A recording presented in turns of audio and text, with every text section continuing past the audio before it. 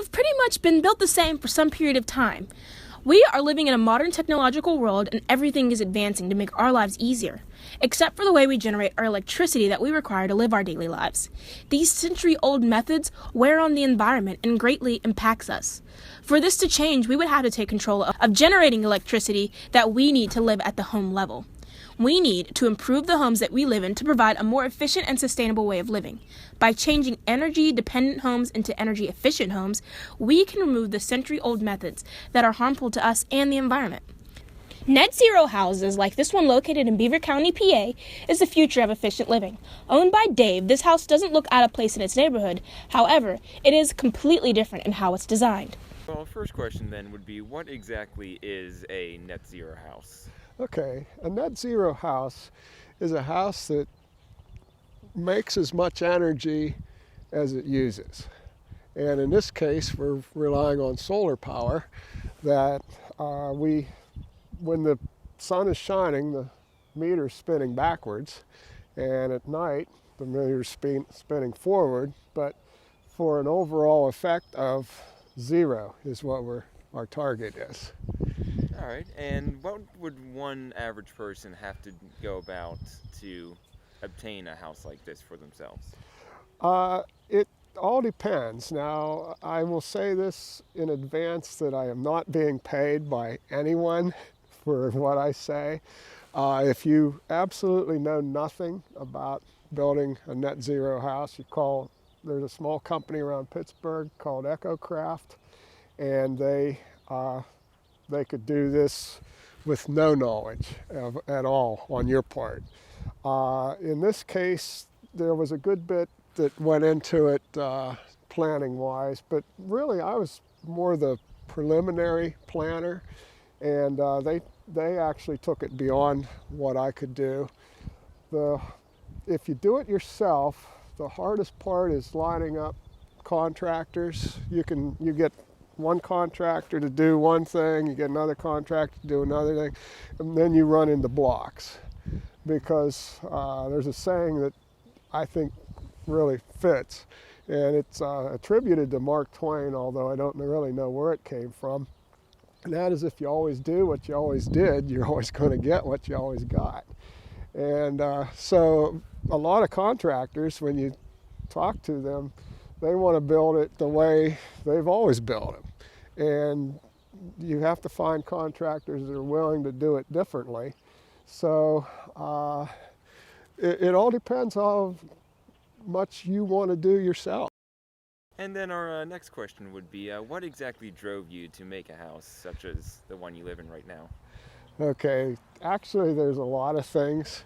Number one is climate change. I think that if you study it seriously, you realize that things have to change.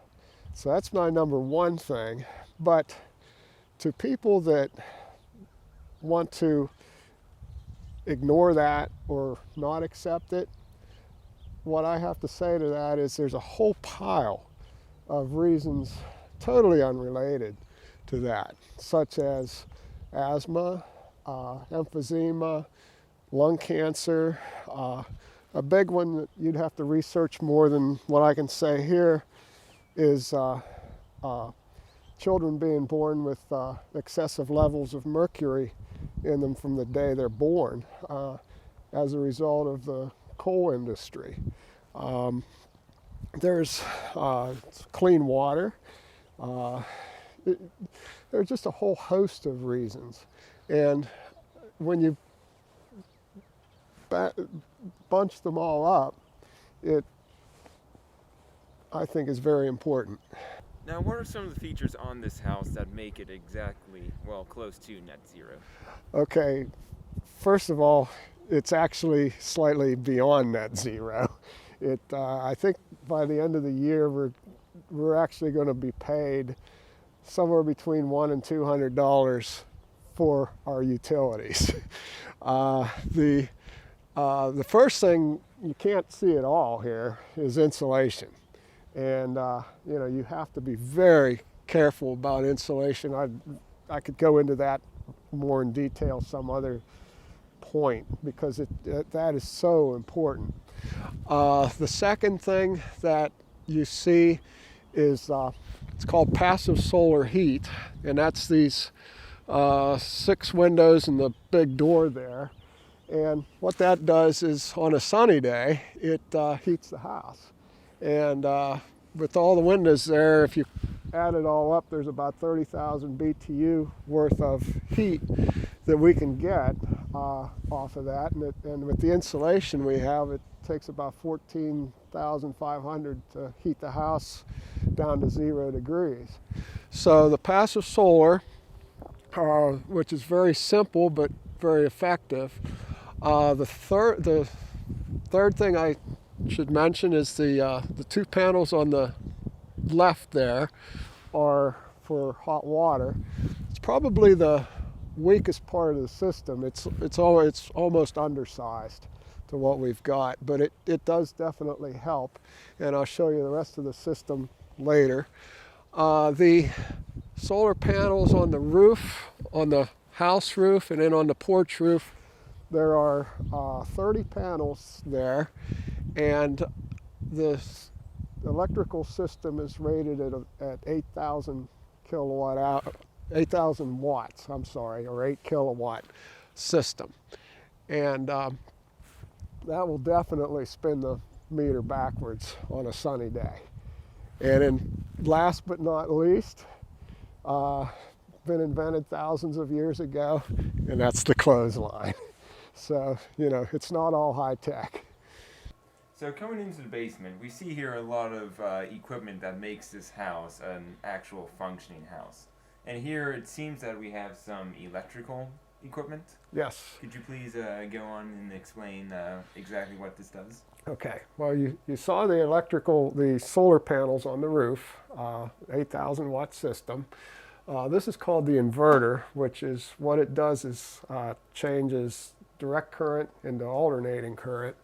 And you have to have this for the house to function. And right now, if you zoom in on this, I don't know if you can, we're producing 1,738 watts at this minute, which was a cloudy day. If it was a sunny day, it would be in excess of 7,000. And this meter here shows what we've made since we started with it. The 8,000 watts doesn't go clear back to 2 years ago when we built the house. So this is not representative of what 8,000 watts can do over 2 years, but we've generated 11,670 kilowatt hours since we put the system in. Another cool feature, if the grid goes down, we can turn this disconnect from the grid and plug in here, and we have enough electric to run like the electronics for the heat or the refrigerator or whatever. So we can actually run off of that too if we had to. So you mentioned that your hot water is on a separate system. And could you please go into detail about exactly how that works? Okay. I'll go into a little detail, not a lot, but the solar panels that you saw on the far left, that would be the garage roof, brings water. There's a circulator pump, brings water down to here. To make a long story very short, there is some antifreeze in this water here because it is you don't want it to freeze in the wintertime.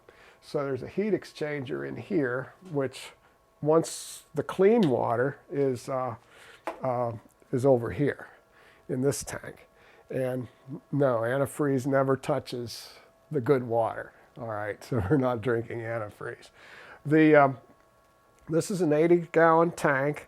It actually was cheaper to buy a electric hot water tank than it was to buy a storage tank, 80 gallons. So this is an electric water tank which is not hooked up electrically. It's just a storage tank. And now here we have a dial in the middle of this tank right now. Now we're on our 3rd day of no sun. We have 61 degrees here. which means it's probably more like about 81 degrees here. And you might say, well, that's not enough. You're right, it's not enough. But to heat 81 degree water takes a lot less energy than to heat 40 or 50 degree water straight out of the ground. So it's partially heated right now, and on sunny days it's completely heated. What we do after that, we don't take cold showers, no. This is a tankless hot water heater right here. And what it does is the 81 degree, as it is currently 81 degrees, comes in, the water heater senses how much it needs to bring it up, and it takes it up to 120, and we have hot water. If, on the other hand, it's a really sunny day, this will be maxes out at 145 down here, which means it's about 165 up here. And the 165 degree water comes in to this mix down valve, which puts cold water in with it to make it 120 degree water. And so no matter what the weather is, day or night, you turn on the spigot and you get 120 degree water. You're saying that to heat this house, it takes a lot less energy than a normal new house would. Could you go into some detail about how that exactly works? Okay. From an insulation standpoint, we got it insulated to the point where it requires about 14,500 BTU to heat it at 0 degrees outside. Now, what that means is that there's no furnace you can buy small enough that really works well for it, because the smallest furnace you can buy is 45,000 BTU. So what we used was a hot water boiler, tankless hot water heater. And so the tankless hot water heater not only heats the hot water when it's not hot enough, but it also can heat the house. And it's set, you can adjust it, it's set at about 20,000 BTU, which is enough to heat the house.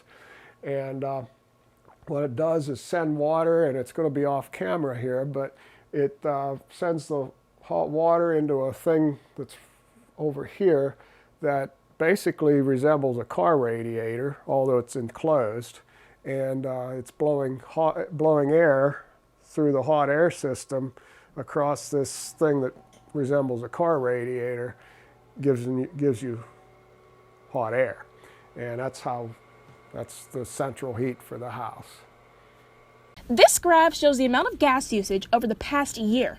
Unlike in a traditional home, the only object powered by gas would be the backup heater for the hot water. Whenever there is a lack of hot water that was heated by the solar panels, the gas heats up the water to the desired temperature. As you can see, during the winter months are the highest months for gas usage due to the lack of direct sunlight. Note the spike in August. It was from a leak in the hot water tank. Now, this chart is showing energy that the house used over the past year. It shows how the house made more energy than it actually used for the entire year. Note that the surplus from the previous month will compensate for lack of energy produced in some of the other months. All right. Now, the big question is price. And the overall reason I did this, as far as the public part of it goes, is I wanted to show that the average person could do this if they were building a new house. So what I did is I looked around, and now this is a subjective number on my part, but I came up with $125 a square foot was what the high end of what is usually called normal was. So I thought if I could add 10% to that, I'd be pretty darn happy.